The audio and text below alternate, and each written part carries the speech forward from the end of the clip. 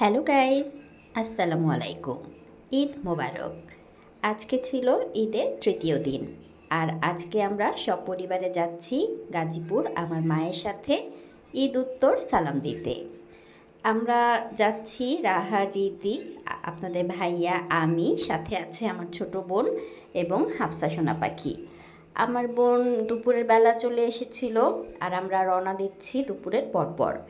তো আমাদের পঙ্খিরাজে তো আর সবাই যেতে পারবো না, তাই একটা সিএনজি করে ফারজানাকে আমার দুই কন্যা সহ পাঠিয়ে দিলাম। আর আমরা ওদের পিছন পিছন পঙ্খিরাজ নিয়ে ছুটে চলছি। ফারজানা যেহেতু সাথে আছে, ওদেরকে বলেছি তোমরা চলে যাও, আমরা আসছি।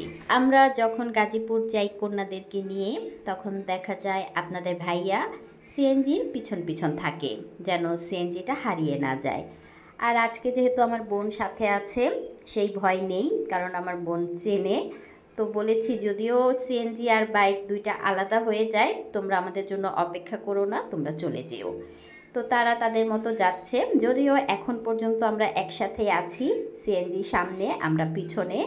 তো আমরা সব সময় যেভাবে যাই, আমরা হাতির ঝিল হয়ে, তারপরে গুলশান, বনানী, এগুলো পাড়ি দিয়ে আমরা যাই স্টেশন রোড। আর স্টেশন রোড থেকে আবার সিএনজি চেঞ্জ করে একটা অটো দিয়ে আমরা আমাদের গন্তব্যে পৌঁছাই। তো ফারজানা আছে, ওদেরকে নিয়ে আর আজকে আর টেনশন করছি না। আপনাদের ভাইয়া আর আমি পঙ্খিরাজে ছুটে চলছি। তো আমরা এখন ভিতর দিয়ে যাচ্ছি। ভিতর দিয়ে যাওয়ার একটাই সুবিধা, জ্যামে পড়তে হয় না। মেন রোড দিয়ে গেলে প্রচুর জ্যামে থামতে থামতে যেতে হয়, আর আপনাদের ভাইয়া এই জ্যামটা একেবারেই পছন্দ করে না। যদিও আজকে ঈদের পরপর এই সময় জ্যাম খুব একটা থাকে না, এই সময়টা ঢাকা শহর ফাঁকা হয়ে যায়। আজকে আমরা ফাঁকা রাস্তা দিয়ে যাচ্ছি। এই তো চলে এসেছি এলিভেটেড এক্সপ্রেসওয়ের নিচ দিয়ে আমরা যাচ্ছি। উপরে দেখা যাচ্ছে এক্সপ্রেসওয়ে, আর আমরা যাচ্ছি নিচ দিয়ে। যেতে যেতে আমরা কিন্তু এয়ারপোর্ট পর্যন্ত পৌঁছে গেছি। এই রাস্তাগুলো আমার অনেক ভালো লাগে, আর এই জন্যই সবসময় আমি এই রাস্তাগুলো ক্যামেরাবন্দি করি। যদিও বাইকে বসে ক্যামেরা অন করাটা অনেক টাফ, তারপরেও আমার ভালো লাগে, আমি ক্যামেরাটা অন করে রাখি। এয়ারপোর্ট আসার পরেই আমাদের সাথে যেই ঘটনাটা ঘটলো, খুবই মন খারাপ হয়ে গেল।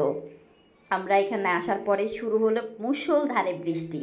এদিকে ফোন করে জানতে পারলাম আমার কন্যারা অনেক দূর চলে গেছে, তাদেরকে বৃষ্টিতে পাইনি, কিন্তু আমাদেরকে বৃষ্টিতে আটকে দিল। পঙ্খিরাজে ছিলাম, তাই আর আমরা ছুটতে পারলাম না। আমরা দুজন দাঁড়িয়ে অপেক্ষা করছি প্রায় আধা ঘন্টা। যদিও আমার বৃষ্টি অনেক পছন্দ, পিছনে বসে বসে বৃষ্টিতে ভিজতে আমি খুবই এনজয় করি, কিন্তু যাচ্ছি এক জায়গায়, সেখানে যদি কাকের মতো ভিজা কাপড় নিয়ে যাই তাহলে কেমনটা লাগে। যদিও আমার ইচ্ছে করছিল একটু বৃষ্টিতে ভিজি, অনেক কষ্টে নিজেকে কন্ট্রোল করলাম। আর আপনাদের ভাইয়া তো খুব রাগ হচ্ছে, এই সময় এই বৃষ্টিটা না হলে হতো না, আমরা পৌঁছালে পরে হতো। তো অনেকক্ষণ দাঁড়িয়ে দাঁড়িয়ে আমি বৃষ্টি দেখছিলাম, আর বৃষ্টিটাকেও কিন্তু এনজয় করছিলাম। শুধু আমরা না, আমাদের মতো যারাই পঙ্খিরাজ নিয়ে ছুটছিল সবাই কিন্তু এখানে দাঁড়িয়ে আছে। কি আর করা, অনেক সময় দাঁড়িয়ে দাঁড়িয়ে বৃষ্টি দেখলাম। আর এখানে আমাদের প্রায় অনেক লেট হয়ে গেল। ফোন দিয়ে জানতে পারলাম ফারজানা, আমার কন্যারা, তারা স্টেশন রোড পৌঁছে গেছে। আর তাদেরকে বললাম আমাদের জন্য অপেক্ষা করো না, তোমরা একটা অটোরিকশা নিয়ে সামনের দিকে চলে যাও। তো তারা সেই মতোই চলে গেল, আর আমরা বৃষ্টিতে আটকে রইলাম। বৃষ্টি একটু থামার পরে আমরা আবার পঙ্খিরাজ নিয়ে ছুটতে থাকলাম। ছুটতে ছুটতে আমরা স্টেশন রোড হয়ে তারপর চলে এসেছিলাম বর্ণমালা রোডে। বর্ণমালা রোডের এক পাশে হচ্ছে রেল লাইন, আরেক পাশে হচ্ছে পিচঢালার রাস্তা।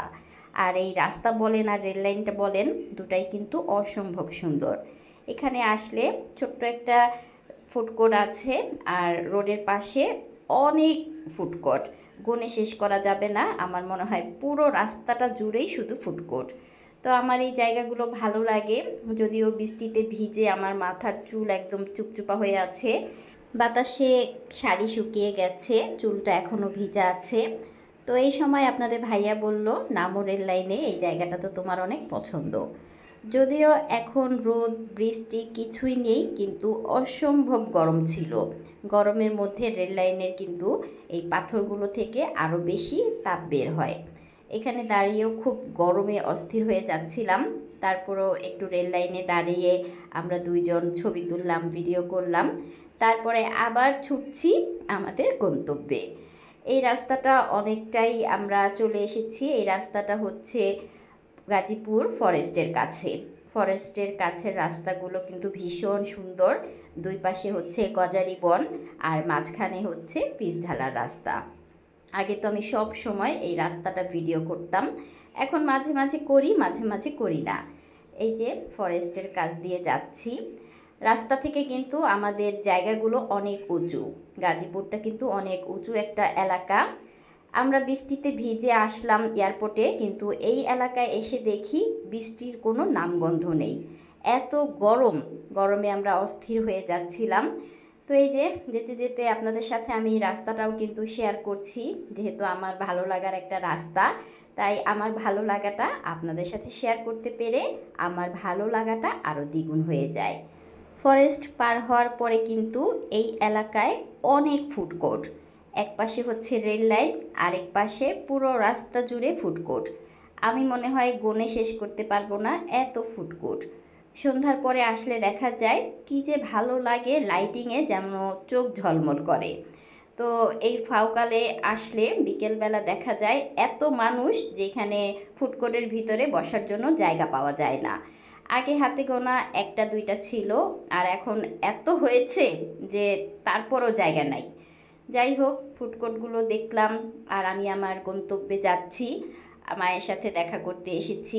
ঈদের সময় সব সময় এমনটাই করি, ঈদের দিন আসতে পারি না, কিন্তু ঈদের একদিন বা 2 দিন পরে ছুটে চলে আসি মায়ের কাছে। মায়ের কাছে আসলে অনেক ভালো লাগে।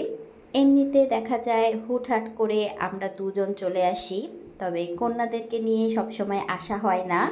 ঈদ উপলক্ষে বা বিভিন্ন অকেশনে ওদেরকে নিয়ে আসা হয়। বাসায় এসে আমরা সবাই খাওয়া দাওয়া করেছিলাম, তখন আর ভিডিও ধারণ করি নাই।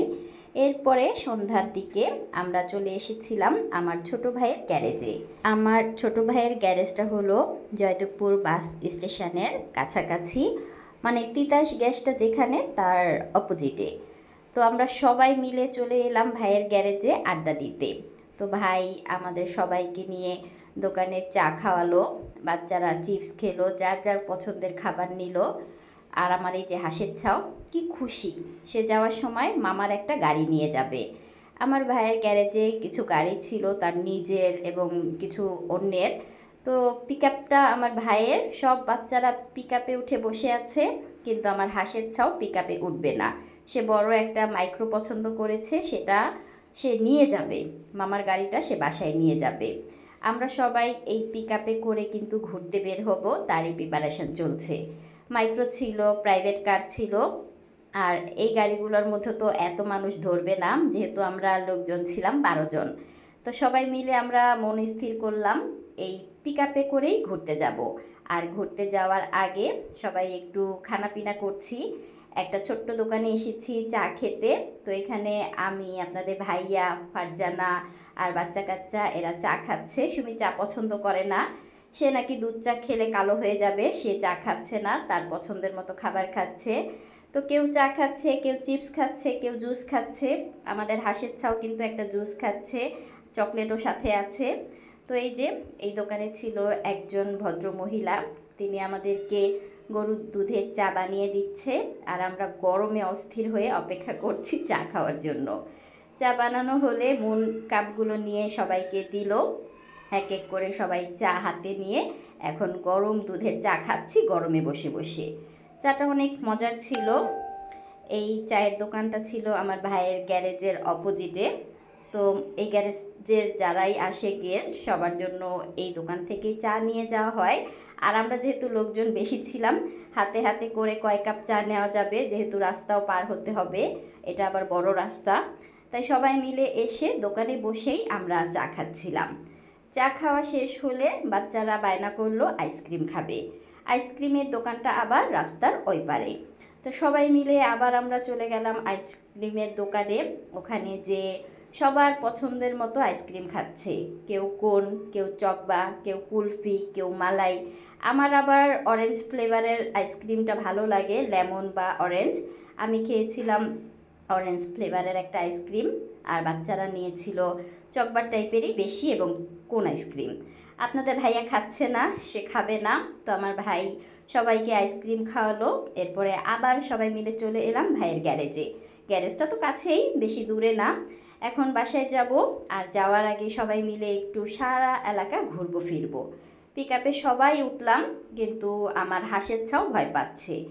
পিক আপটা স্টার্ট দেওয়ার পরে যে শব্দ হচ্ছিল, সেই শব্দ শুনেই আমার হাঁসের ছাও কান্না করছিল, সে কোনোভাবে উঠবে না।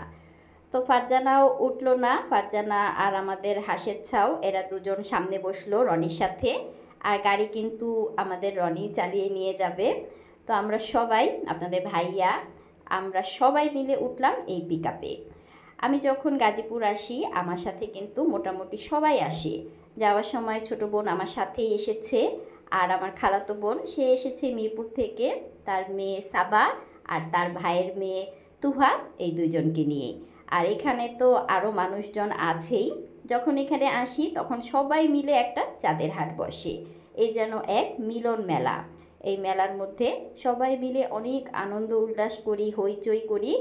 একদিন থাকি আর 2 দিন থাকি আর 1 ঘন্টা থাকি, সবাই মিলে অনেক আনন্দে দিনটা কাটাই।